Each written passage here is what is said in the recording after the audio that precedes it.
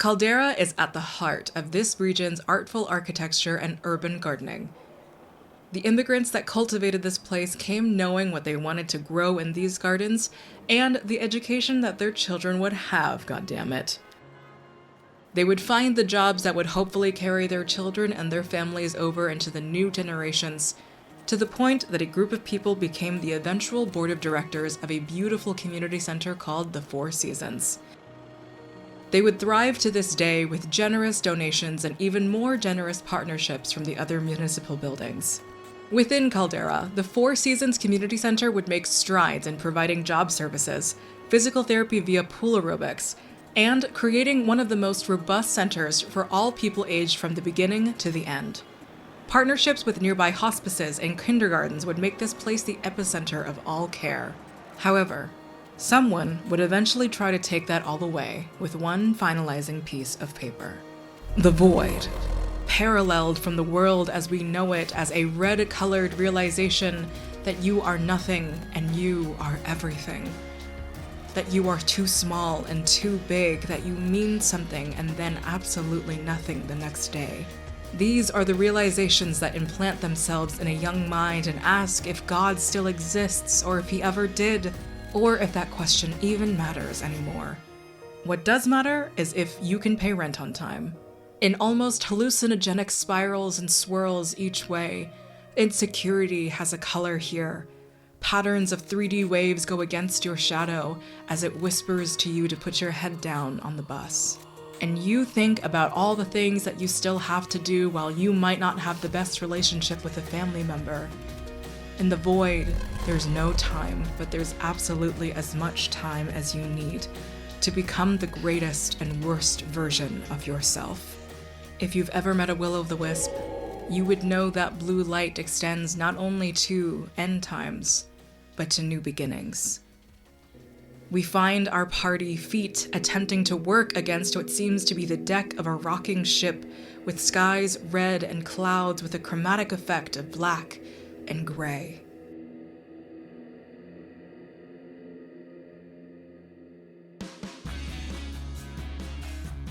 Varun.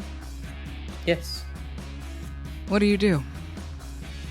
Varun kind of steps forward and we see his clothing of deep autumnal reds and oranges folded and pleated into Bharatanatyam wear.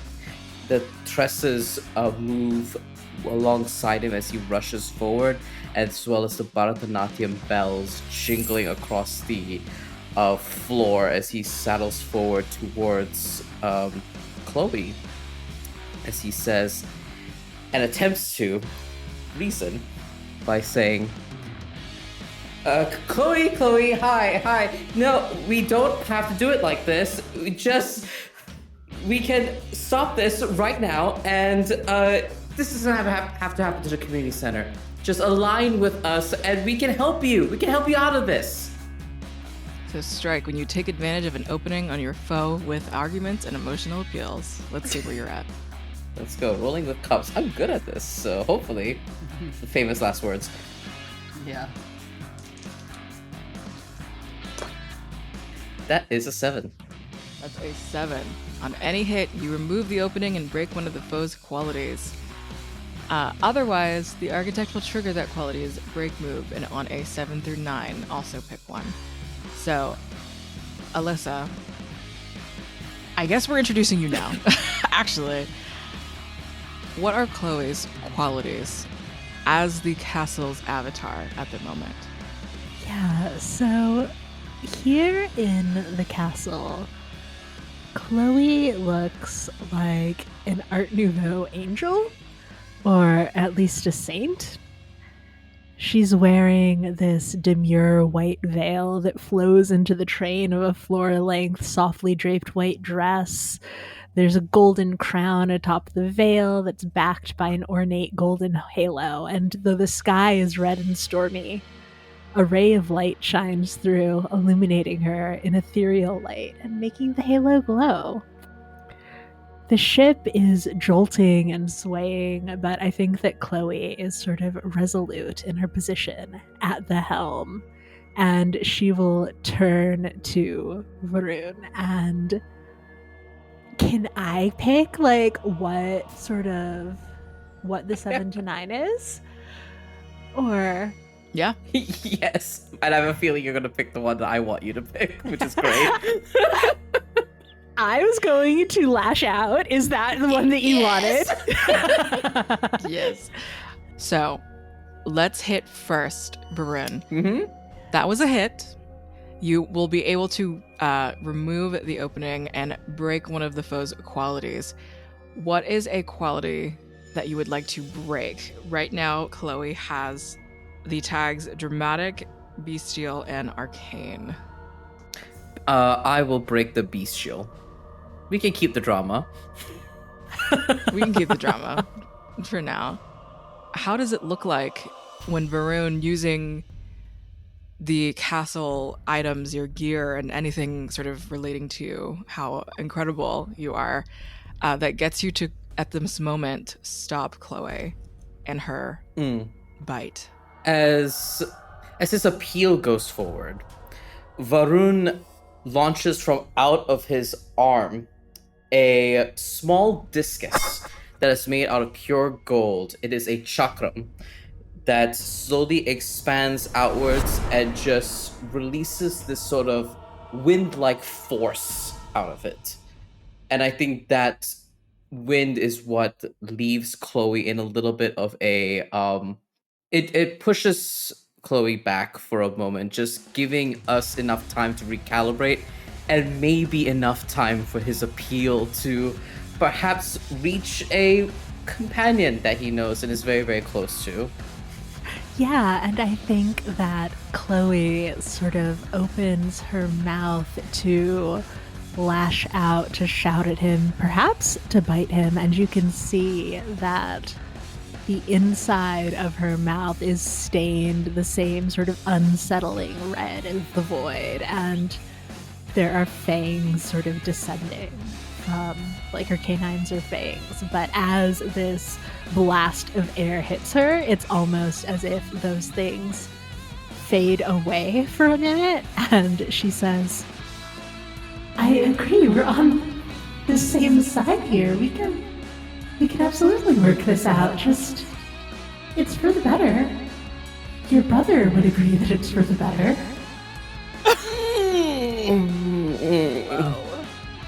Oh, we're pulling the brother card from minute one, are we?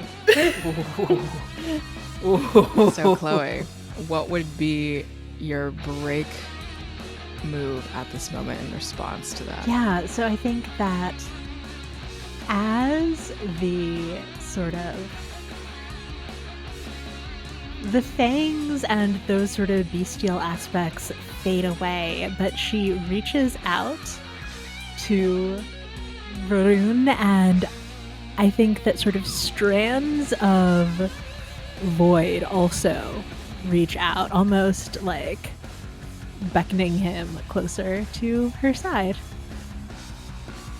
Not beckoning, forcing, maybe. Maybe Yep. forcing is a better term. I was like, beckoning is very kind as you wrap your little tendrils around me. Yeah, forcing. Okay. You've lashed out. Varun, you will mark a condition Yep. here. Varun's scared. Yeah, so that means certain disadvantages against making a stand and pressure when we get there. Great. So at the moment, Varun, you are wrapped up. You are compromised until someone will be able to get to your side. Damn it, Chloe, please just let me go. This isn't funny anymore. This is like Magic School Bus.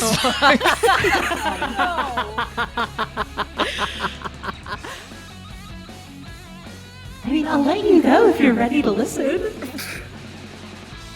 As Chloe attempts to sweet talk an incredibly contained Varun at the moment, Arjun, you see your friend actually here become compromised. What do you do? Upon seeing basically one of his best friends, probably in the since moving to the city, he'd probably be a little worried for him, but so he'd probably want to go and help him out. So I'll be doing a breakout, basically. So this is gonna be a stand by me action. Incredible. So as he makes his way forward, you can see the garb he's wearing, this almost regal Indian garb. It's almost something you'd find at a wedding, but just somehow even more flamboyant with these long trails of fabric flowing off the arms. Half his face masked, but the other half expressing definite worry for his friend. He'll swiftly move in and try to break him free. So let's see what we got with that. That's a 10. That is a hit. You will save them from a particular ongoing danger named Chloe, whether that's an opening your foes have on them or some other lingering issue.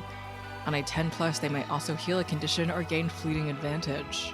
So Arjun, as you come in and you totally save the day here, what would you like to choose out of those? I'll have him heal a condition. Wahoo! Varun, scared, shitting in your pants. Suddenly, Arjun, a literal shining icon, this beacon comes to you.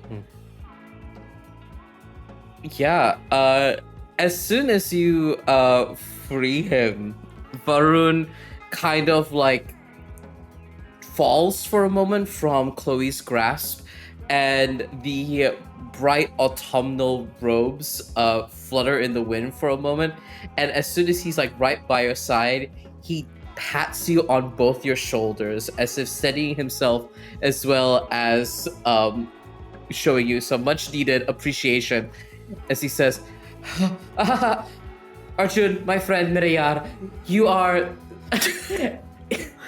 my light, you are my life, I love you so much. And he like continuously like pets you for appreciation.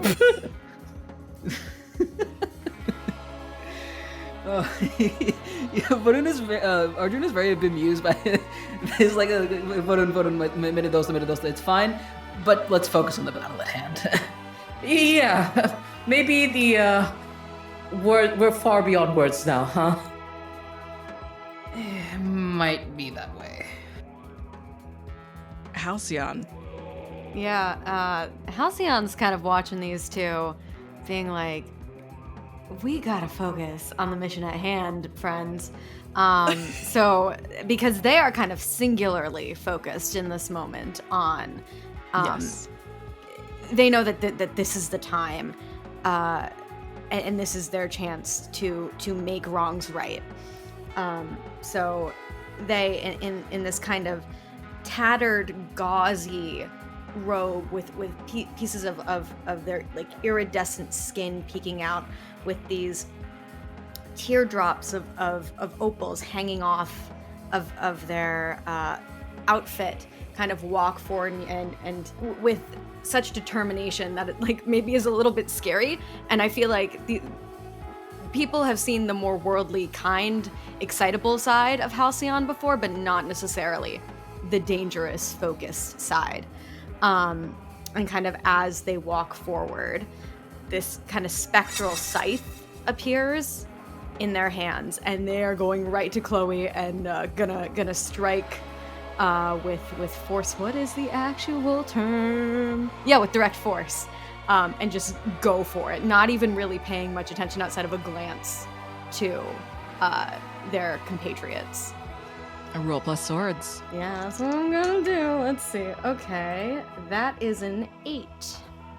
Same situation here. Yeah. Okay. So the remaining qualities that we have also is we have arcane and dramatic. Okay. Arcane specifically the ability for Chloe to alter the battlefield, and dramatic speed. Yeah. I mean, I don't know. Do I get to target one specifically, or is it? Yes. Okay. That being, if you break one of these qualities, it will open up one of Chloe's sort of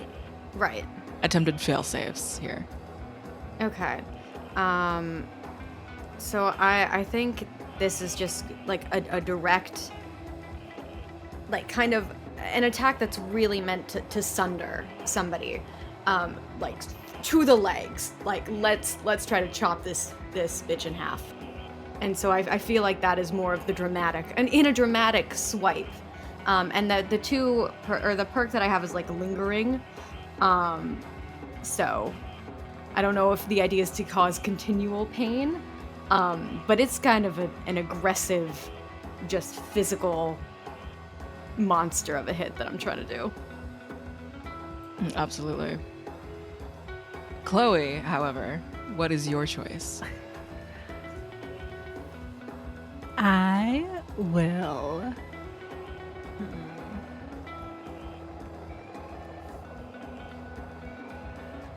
I'm looking at the conditions and looking at.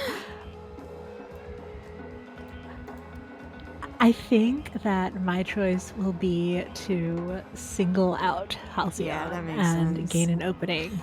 Because so far everyone's just trying words, which is fine, and here you come with a scythe. No, I'm going at you. What do you expect?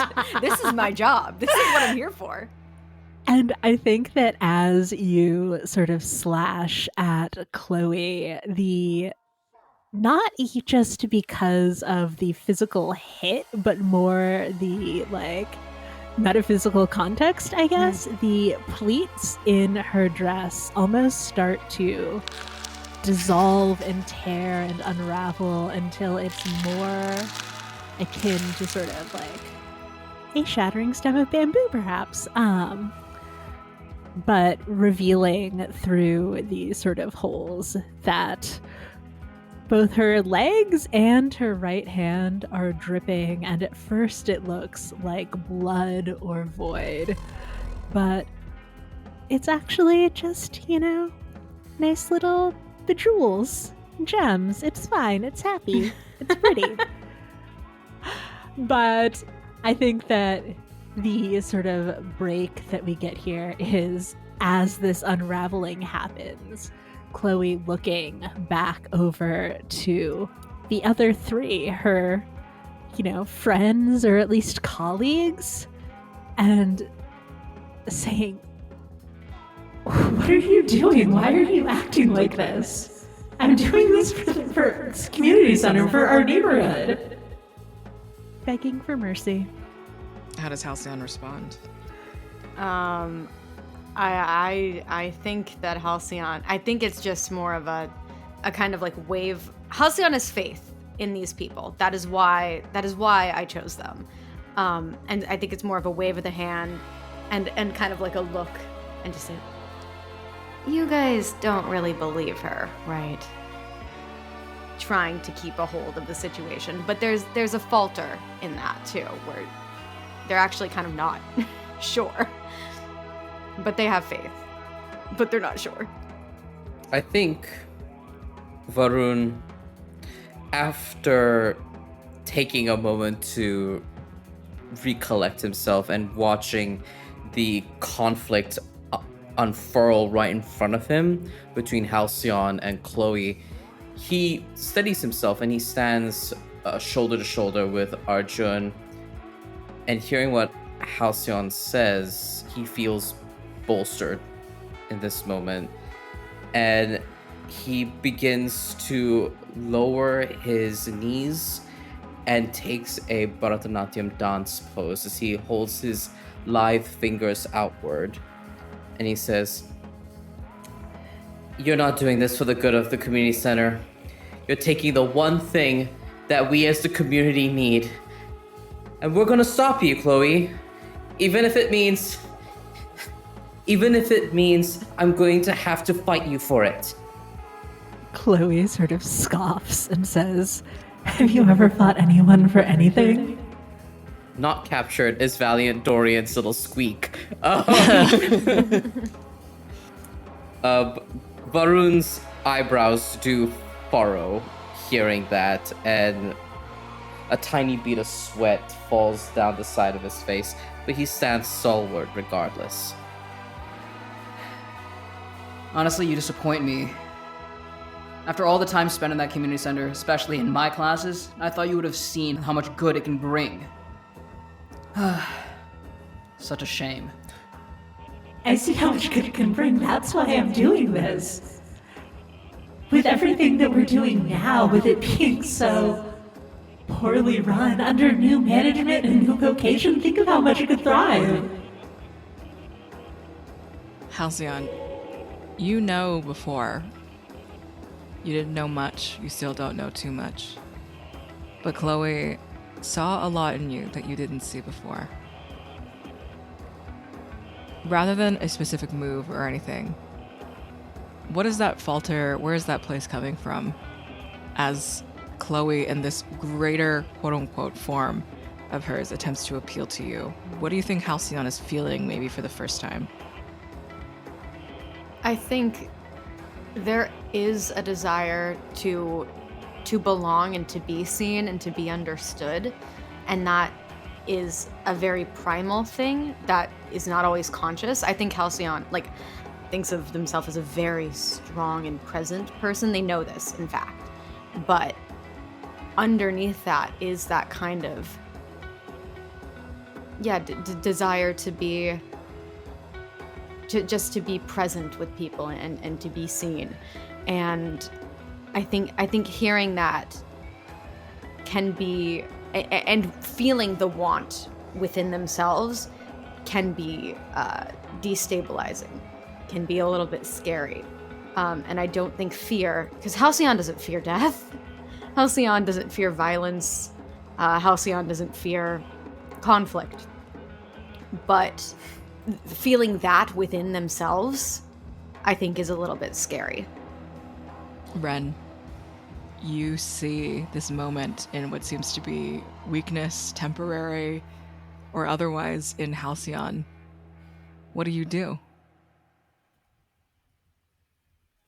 Ren is looking straight at Chloe and she's like, girl, you're kind of cringe. I don't... What are you saying? Like, what? Are you delusional? Wow, you really have changed. Like, you weren't this delusional in high school. Oh my God.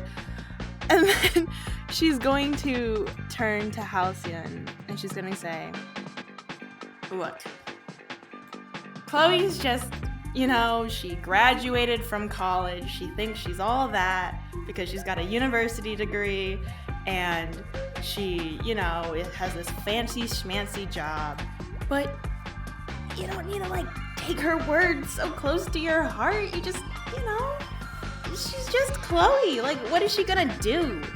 Besides, ruining the community center and maybe, making you feel a little bit bad. She's just Chloe. Incredible. So, are you attempting to bolster Halcyon at this moment? Okay, great. Yeah, the attempt is correct. The attempt is correct. Please roll caps. Okay, let's see. That is a 3. Okay, Halcyon, you don't know what cringe is. You don't understand. You're just like, there's something very fundamental here that you just cannot understand and thus cannot be comforted by. Does Halcyon say anything back? Halcyon's kind of just like, she's not just Chloe, she's very powerful. You can see this. And kind of just shakes their head and brushes it off and tries to reestablish, their presence that they had before. But it's kind of honestly feeling a little bit worse. Ren's like, is she? I mean, we're all kind of powerful. Look at me, and Ren is, dressed in this white modified cheapao dress, exposed shoulders with flowing sleeves. She's got these red Chinese fortune knots dripping from her waist, and her fingers are replaced with gold claws, and her hands are whiffs of white smoke that disappear under the ruffles. And her face is completely pretty much blocked by this mockery of a fox skull with her red and gold mask and her eyes outlined in the same shades of red and gold diamonds. And she gestures to herself, and she gestures to Varun, and she gestures to Halcyon, and she gestures to Arjun. She's like, we all look like this. We're all the same. So I guess she's kind of powerful. I mean, she made a ship, but we could all kind of make ships. I mean, I think, right? Halcyon kind of nods and says, exactly, but you're not just Ren. Oh. And kind of leaves it at that. Ren's like, oh, cool. Yeah. I'm right here with you, just so you know. With the party all revealed now, Chloe with one quality remaining. Chloe, what would you like to do with two broken qualities at this moment, begging for mercy, but now with new sort of white cloth-like tentacles from you? You are still arcane, and you can still alter the battlefield. What would you like to do? Yeah, the bowstring didn't hit Halcyon, but I think it did hit Chloe a little bit. Being called cringe by this college dropout. No. So I think that she calls on the sea around the sinking ship and sort of shatters inward a whole side of the ship itself. The like horrible void red ocean, sort of almost like a tidal wave coming like between us. So it's harder for you to reach me, and also maybe you get hit by creepy void water.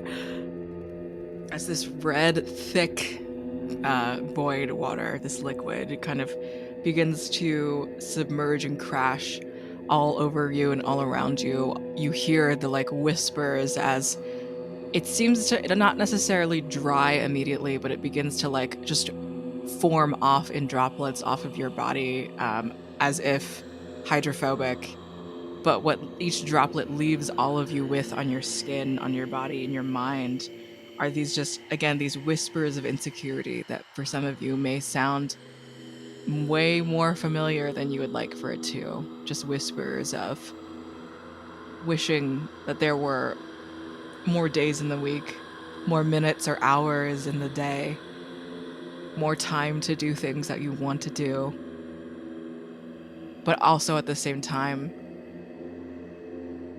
I deserve everything that I've ever worked hard for. And how that sentiment warps its virtues and values into something much more heinous. Did you roll? Was that a specific roll, or would you like to make a roll now? Yeah, I can make a specific roll. What do you think that would be? Like a sword strike? Striking with direct force? Absolutely. Yeah, if you, I mean, it's your castle. Oh, that's not a good stat for me, but that's fine.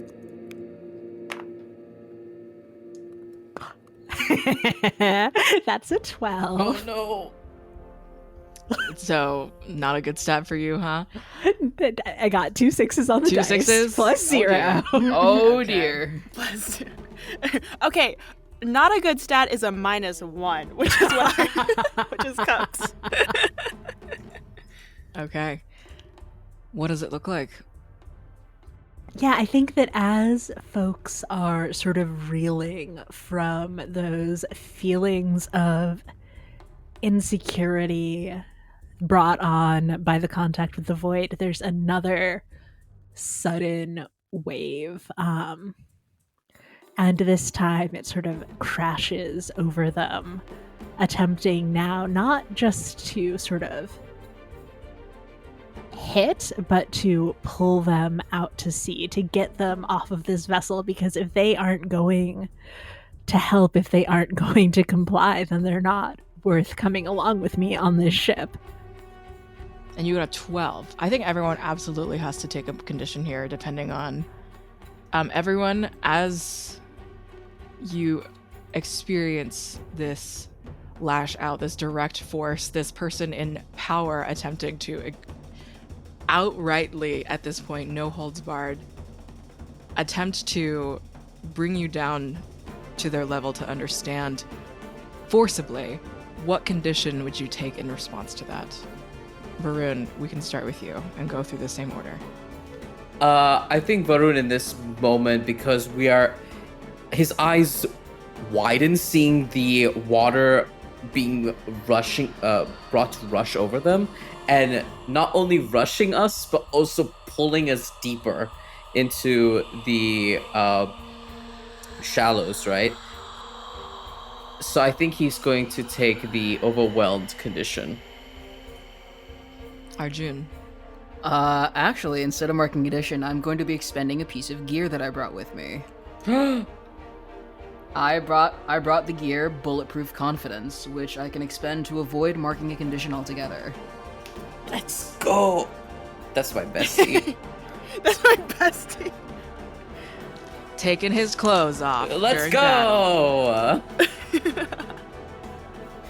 battle. Halcyon. Yeah, I think Halcyon was already angry, and I think that this kind of large attack where they're seeing their friends get literally overwhelmed in this moment. I think it's that anger is now crossing into callousness. I think Halcyon doesn't really care now what has to be done to end this, because feelings were hurt and now people are physically hurt, and I think that's what's happening now. Ren. Ren is pissed off. Ren is like, what's wrong with you, dude? She's she's just confused. Like, Chloe has pretty much everything, right? She has the job, she has the successful boyfriend, she has the everything. She has the degree, and she's lashing out because she wants to ruin a community center. She wants to ruin something that is so special to so many people and is the reason why we're fighting her. And so I think Ren is just mad. She's just confused why somebody, not even confused, but she's just so angry that someone with so many perceived blessings in her life is taking it out on people who don't have the same level of privilege or of, pomp and circumstance. Absolutely.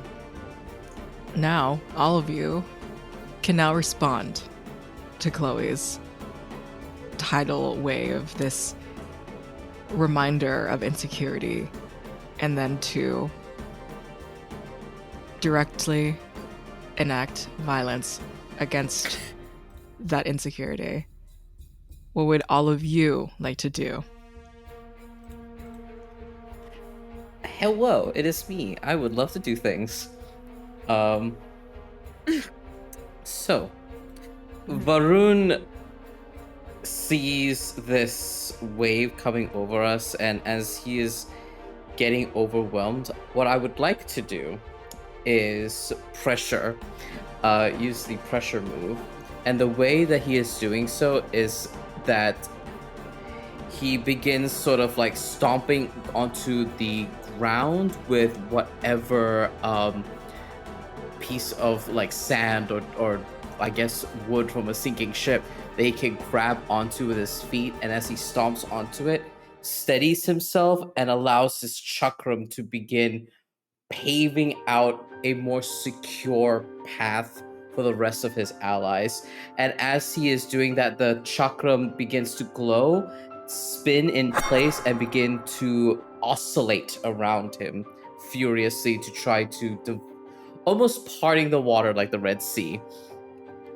And as he does so, he finally makes like proper eye contact with Chloe and says, "I will not allow you to self-destruct like this. Mitran needs you, and I will not let you do this to all of us." Oh. Roll plus swords. The thing I'm bad at. But it's good. That's a 10. That's incredible. Yeah. That is pretty good. So with that 10, Varun, I will pick pinning them in place, and I think that how that happens is that the chakram is moving in such a way and creating this open path. I am essentially making almost like a water vacuum that leads directly towards where Chloe is. And I will give an ally a window to act freely. which ally? Ooh, I get to choose? Perfect. You know what? It's bestie time. Let's go. You It's sacrificed your bestie gear for time. this. For Arjun, let's go. Varun looks over at Arjun and is like, "Alright, come on, hero." I think seeing Varun kind of pop off and just do like and get that hit, he'll nod, give him a thumbs up, and honestly probably most likely move again to assist an ally. So probably we'll start probably go assist Ren. This is a stand with me. Stand with me, yeah. Roll plus those cups. Which I should be good at this.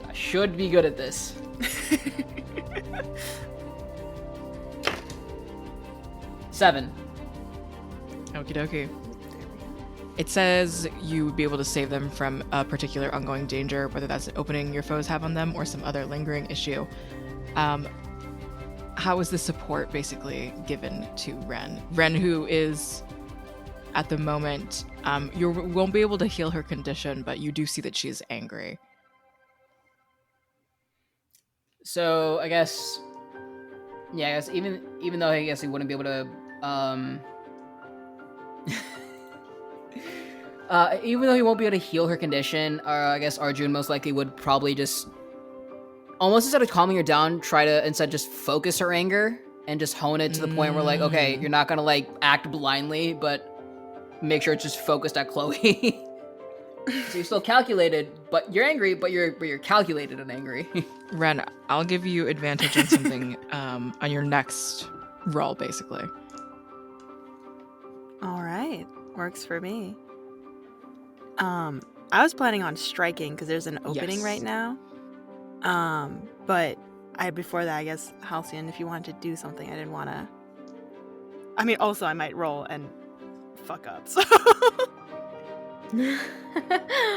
I mean, I was also planning on striking. Oh, perfect. The two of But you, how about we Can have we team up?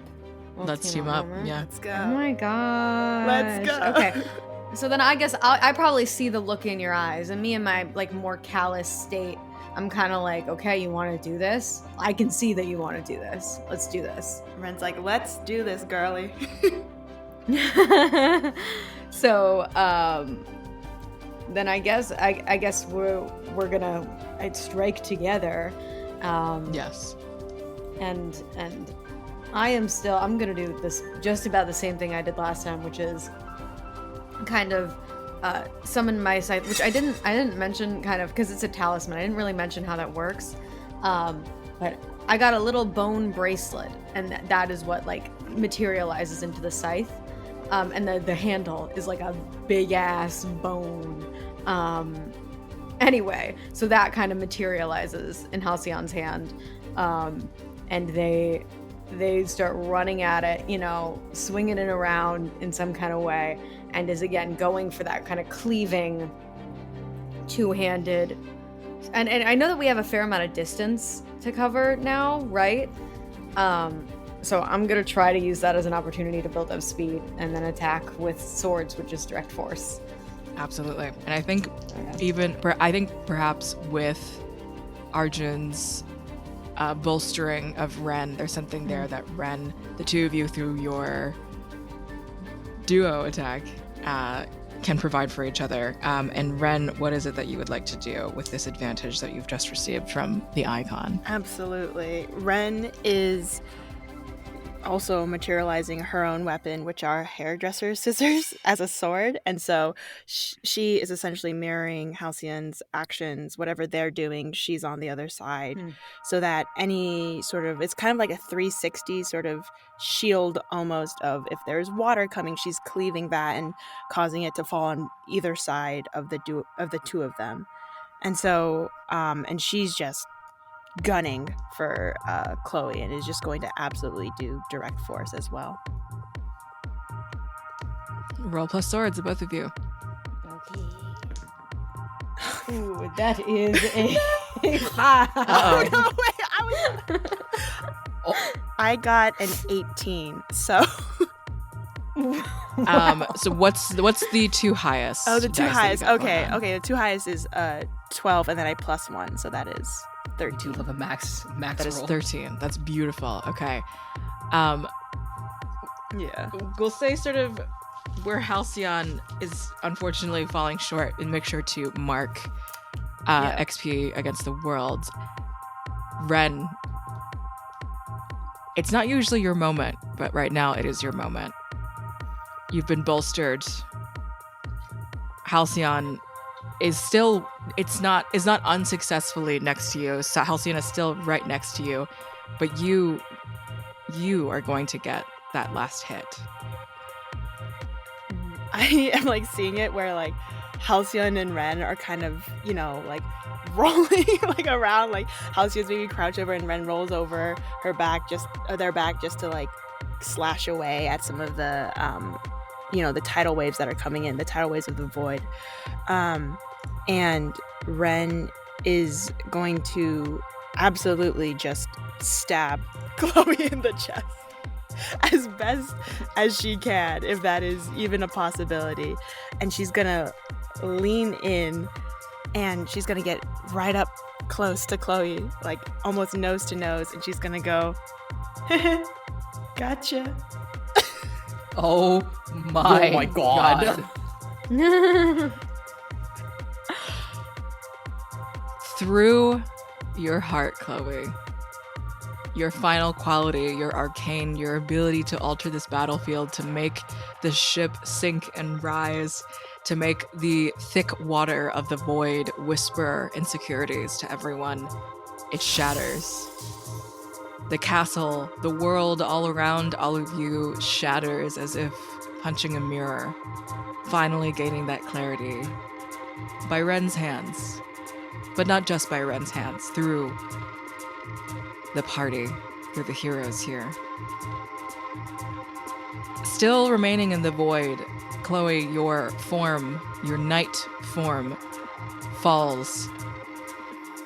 It shatters, it unravels, however it does. But everyone sees now Chloe, just as Chloe usually is, in some sort of suit, some alderman get up here.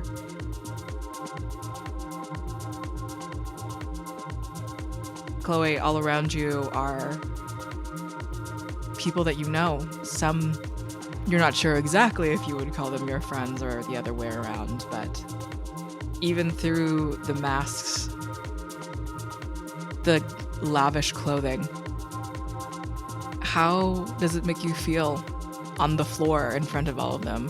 What does it look like? What does it feel like? Yeah, I think that Chloe is staring up at them in her business casual, pencil skirt and button down, sweating. There is sweat at her temples, under her arms, in a way that she would never let other people see under normal circumstances. And she really did think that selling the community center rebuilding maybe somewhere else was the right thing to do for her people, but seeing all of these faces looking down at her in anger and disappointment, she just feels lonesomeness, I think, and shame that she misgauged things so badly. We'll say the castle shard, what would have been the new community center, now morphs. It appears from wherever it does in the world, wherever it does in the void, from this red, almost corrupted, black veined crystal. And it hovers over to Halcyon, yearning for you. And you would know at the very least this instinct between you and shards. Somehow, it yearns for you to touch it. All right, yeah, I reach out and do that. If that's what the heart wants, what it wants, baby. And it immediately begins to sort of steam around your fingers, around your hands. And instead of this red, it begins to become this iridescent blue. A proper crystal, something see-through, something warm and almost alive. And something also familiar, something with snake scales. You now know, Halcyon, in your heart, whatever that means, the community center is safe from the void. And you have now all uncovered your very first hideout. Woo! Yay! Yippee! All of you can feel it. The void is beginning to slip away in that timeless manner of seconds, whatever the time sort of transference here is, whether or not y'all have cracked that yet. You do know it begins to slip away, and what seems to be maybe like later in the... Rather than later, it probably was very early in the morning that Chloe was about to go into her mission here. So all of you in your still morning clothes, the sky becomes blue again. It becomes this warm spring sort of weather. Slightly humid, slightly smelly.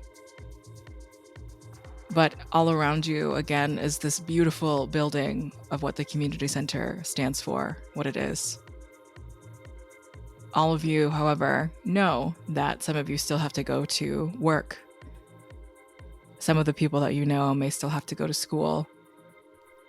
After this immense battle, your castle forms melt and fade away. And I, to genuinely ask all of you, we've seen your glorious castle forms, but what do your mundane looks look like, especially for a job this early in the morning? Varun, out of his very, very beautiful patterned Bharatanatyam wear, is in the real world, in his mundane self, an androgynous, slender-framed young man with warm brown skin and sharp features and a proud nose. He is probably wearing a casual beige shirt with a really colorful statement bandana with the patterns of chrysanthemums all over it, and it's tied around his neck. His hair is this sort of perfectly tousled bed hair, wavy like bed hair that sits upon his head. And he also has a bit of a short, patchy stubble across his face.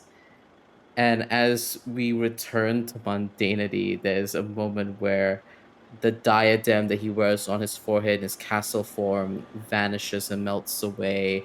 The tresses on his clothing begin to melt away, revealing just jeans and a casual shirt.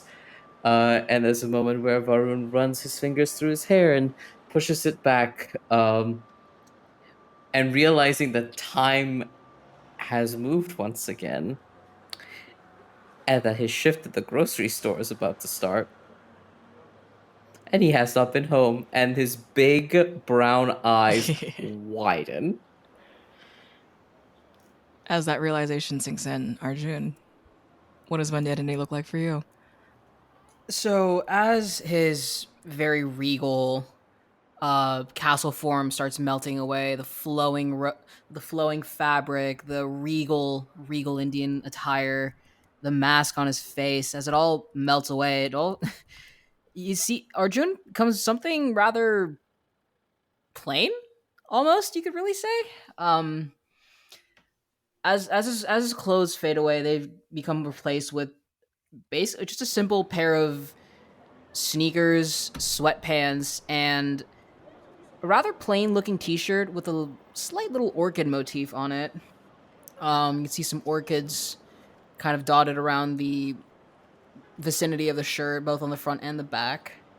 As the half mask on his face fades away, you see, and the makeup on the other side of his face also fade away. You see what wasn't really hidden by the exposed half, but then now you see his full little baby face with his little wolf cut finally in the air. His ears studded by two simple little earrings and a gold neck and a very simple gold necklace adorned hanging off of his neck.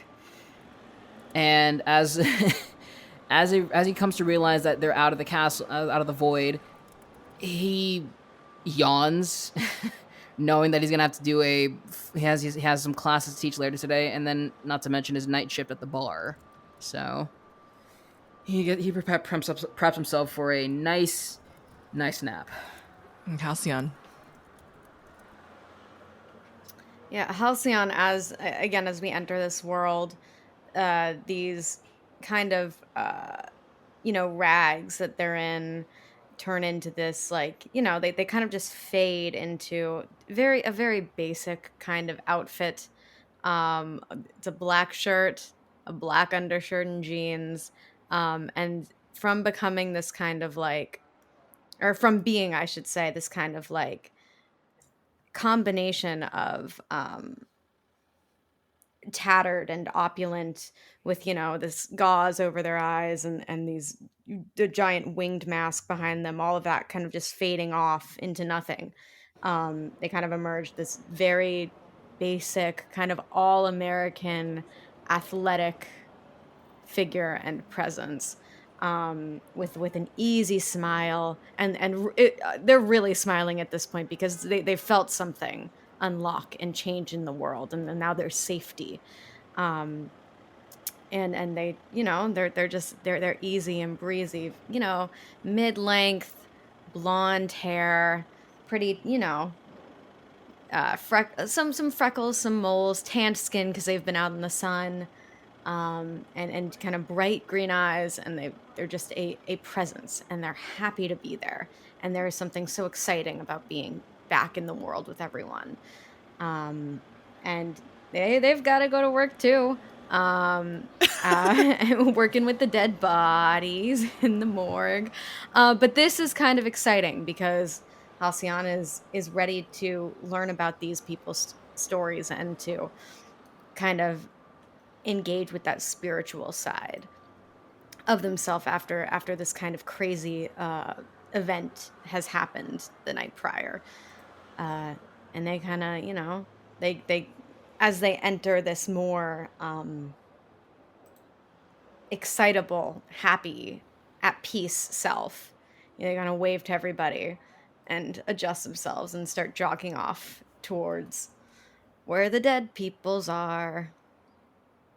And Ren.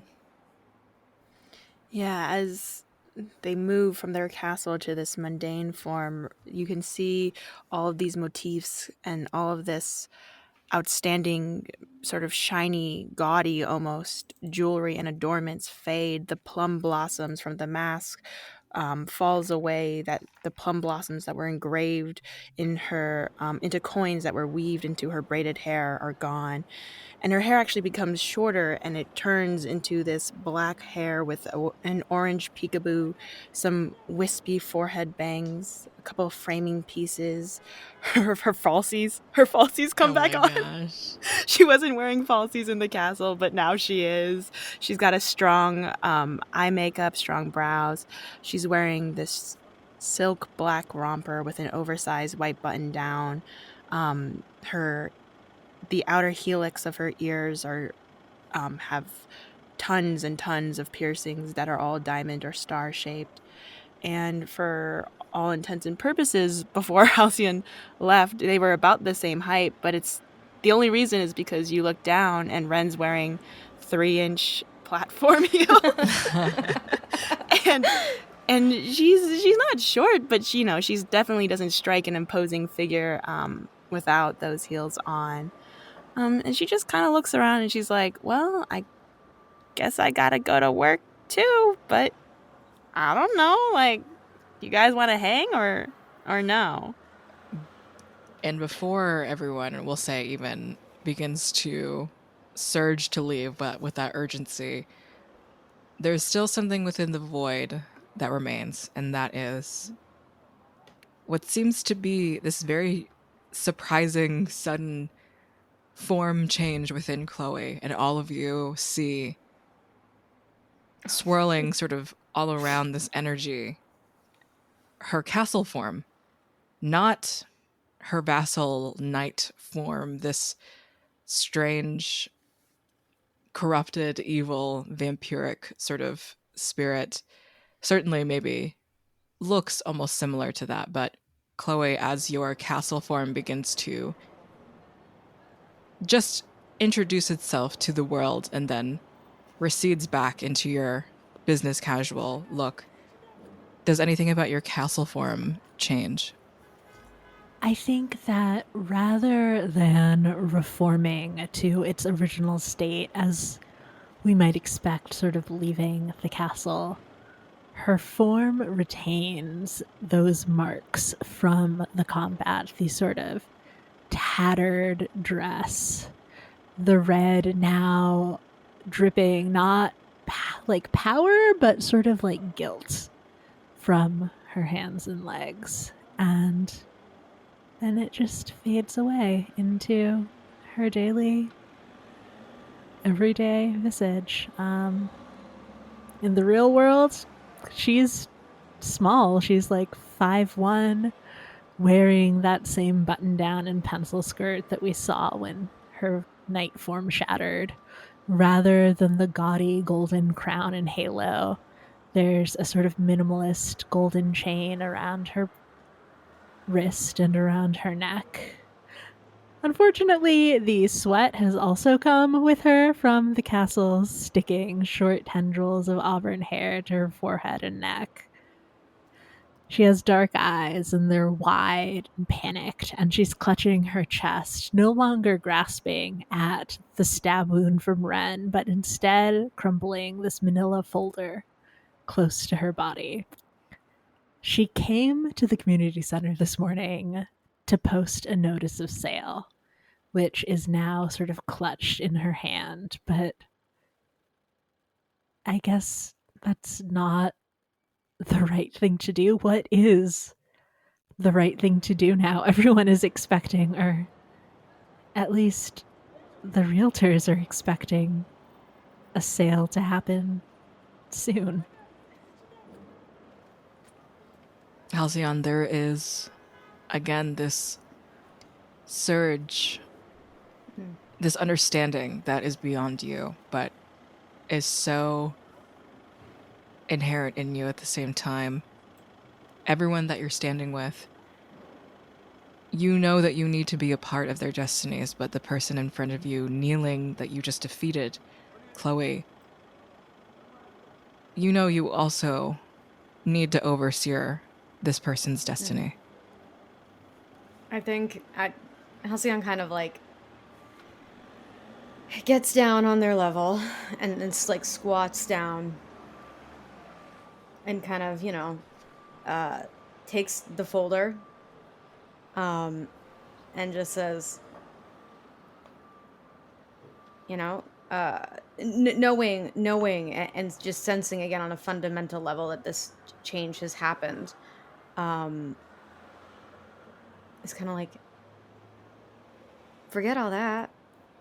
You want to come and see some dead people? Come and work with me. Come on. Let's go. Come on.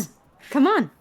Chloe, I think, stares up at you, just shocked at the non sequitur and the sort of the reaching out. And after a moment, she will stand and say, I mean, I guess, is that even allowed? That feels like some sort of work violation. No, it's not. But listen, I feel like I think there's something for you here. I think we can come to an understanding, and I think the way to do that is by examining the cycle of life and how it impacts this city, and what we can do in recognition of what starts here and what ends here, to make this a better place, which is what you have to do because you've kind of caused a lot of trouble here. And I kind of like wave the manila envelope, which I am holding onto very tightly. I mean, if you have ideas for how to fix this, I'm willing to listen, I guess. Listen, I have a way of there. Let me phrase it this way. It's a great thing to learn from the past. I have a way of connecting with those who we've left behind. So maybe we can get some information from them. Yeah? Yeah. Okay. Let's do it. And then I kind of like, wave to everybody. I'm like, we're going to go to work. So you guys do you. Yeah. Yeah, I think like in that moment, Varun like snaps out of his realization for a moment, to look over at Chloe and watching Halcyon kind of take the lead in helping Chloe out in this moment. And he just raises his hands and shakes it and just says, uh don't worry about feeling pressured to like come over later on or anything. I can just tell Mithran that you need a little bit of a break today, and yeah, you don't have to do everything on your own, and if you need any help you can just let us know. But yeah, don't worry about having to come over tonight and socialize or whatever. And then he remembers about his brother. Oh crap, my shift started like half an hour ago. He's gonna kill me. Bye. And he rushes off. Ren is kind of watching Varun run off and is like, wow, okay, kind of, yikes, wow, brother's kind of, Just looking straight at Chloe, like, wow, his brother kind of poopy, huh? Poopy. Poopy. What? No, he just has a good work ethic. Like, Yeah, sure. Well, have fun. It was not good to see you, but I'm glad that, you're gonna go see corpses now. Yippee! And then she runs away. Arjun. I think during the whole exchange between Chloe and Halcyon, I think Arjun's mainly just gonna look at it with like just like a cocked eyebrow and just like, is this really happening? Like, wait, is Chloe's gonna go with Halcyon to look at corpses? All right, sure. I'm The only person who's a real person. this is really happening. Okay, but you know what? I'm too tired for this. It's the morning. Before he leaves, he'll probably turn to Chloe. And mainly just like, he won't offer a lot of words, but just feel free to come back to class if you ever want to. Just, no, I won't be taking it easy on you. Before heading off to go back to his place to get some sleep and prep for today's set of classes. Wait, how did you think the monologuing was, though? Jesus Christ. But coach, how about my monologue? Needed a little bit more conviction. Although I don't think that might be a problem next time. Well, if I had more conviction, it might not have turned out as well for you, so... Oh my god. He just sighs like, oh boy, got a lot of work with this one. The hideout secure. Halcyon, knowing a part of the world has been healed. That being said, actually, with that castle shard becoming blue, I think where it ends up going is it recedes inside of you. Oh, whoa. Yummy. And Halcyon, you actually get an option here. Oh, okay. Halcyon, you can remove a stress tick or lose a condition right now. Oh, I will lose a condition. Yep. I'm gonna take away being callous. Could you imagine being callous and being like, let's look at these corpses together? Yeah. Oh no. You never know what I'm planning, okay? You never know what I got going beneath the surface. But that being said, all of you, again, you have to rush to your jobs. You have to rush to prepare to teach classes. You have to rush and rush. You know, you've saved an incredibly important, arguably the most important aspect of the community of Caldera today. The work is good and it is never over. And that is where we will end this first episode of Calderaheart. Josephine at Scary Dog Friend plays the architect. You can find her producing actual plays at Bad House RPG and Nameless Domain. Other podcasts include Someplace to Be, a system-hopping actual play with an indie focus, and Monster Fuckers Anonymous, rating and dating your favorite monsters everywhere you listen to your podcasts. Thanks so much again, Per Goblets and Gays, for hosting us, and all the music that you hear today is from Epidemic Sound. Hey everyone, my name is Abhishek Matange, and I'm a voice actor and actual play performer. You can find me on Twitter at neon_Raiden, and same at Blue Sky, just no underscore. I like to talk about the nerdy side of things, especially Tokusatsu, so anything Super Sentai, Kamen Rider, Ultraman, and beyond, you'll usually find me talking about it.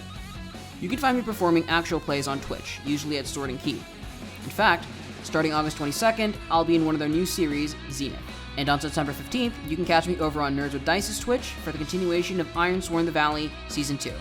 Alyssa at A Disaster Career plays Chloe, Penitent. You can find them here on Goblets and Gays, for our Pathfinder series Tyrant of the Dark Star, as well as on An Unwavering Force, a Star Wars actual play. Donna, she, her, plays Ren Kong. You can find her voice acting, playing other TTRPGs, and overall being a goofy gal at Shabro on Twitter.com. Leanna Albanese, any pronouns, plays Halcyon. You can find them acting, producing, and generally goofing around at Leanna Albanese on all platforms. Valiant Dorian at Valiant Dorian or at Oxo Spirit Bear plays Varun Pillai. You can find him as a main cast member of Transplanar RPG's The Chaos Protocol, hosting his TTRPG talk show Dicey Banter, and designing wild-hearted, monstrous games like his in-development TTRPG, The Beast Within, a grungy action RPG with a werebeast twist.